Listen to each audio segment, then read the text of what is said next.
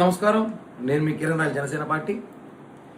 వైసీపీలో కాపులకి స్థానం ఏంటో, కాపుల్ని ఎంత చిన్న చూపు చూస్తారు, కాపు నాయకుల్ని, కాపు మాజీ మంత్రులు కానివ్వండి, వైసీపీలో కాపులకి ఎంత ప్రాధాన్యత ఉందో ఒకసారి మా రోజా మాటల్లో ఉందాం. తెలుసుకొని నిన్న ఎక్కడో జగన్ తప్పుంటే నువ్వు నేను తెలుసుకుందాం అంటున్నాడు.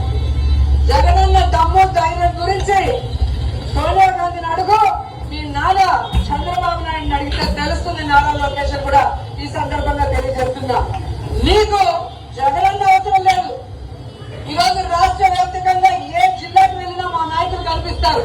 టైం నువ్వు చెప్పు, ప్లేస్ నువ్వు చెప్పు, ఏ ప్రాంతానికి వస్తావో ఆ ప్రాంత నాయకులు రెడీగా ఉన్నారు. అంబటి రాంబాబు గారిని పంపించమంటారు, కురసాల కన్నబాబు గారిని పంపించమంటారు, పేర్ని నాని గారిని పంపించమంటారా, బొత్స సత్యనారాయణ పంపించమంటారా, లేదా మహిళా నాయకురాల్ని పంపించమంటారా? ఈ మెగా టీఎస్సీ అంటూ జగా టీఎస్సీ చూశారు కదా.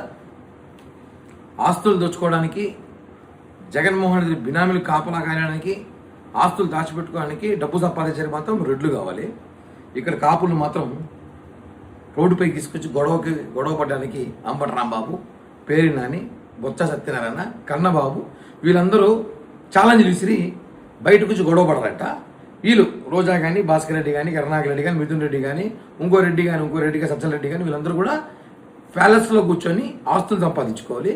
వీళ్ళు అక్కడ కాపలా కాస్తున్న కాపు వైసీపీ నేతలు సిగ్గు లేకుండా ఇప్పటికే చూడండి, మీ మాజీ మంత్రి, మీ సన్నిహితురాలు రోజా ఏం చెప్పింది, వాళ్ళతో ఛాలెంజ్ అంట, అంటే వాళ్ళని బయటకు పంపిస్తుందంట.